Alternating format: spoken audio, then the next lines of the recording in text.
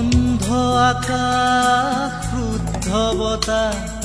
ত্ৰস্ত ৰাতিৰ স্তব্ধ জোনাক অন্ধ মনৰ বন্ধ কোঠা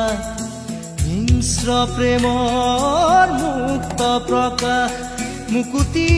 আজি দেখো দিশহাৰা হৈ ৰয় দিশে দিশে চলে মাথো মৃত্যুৰ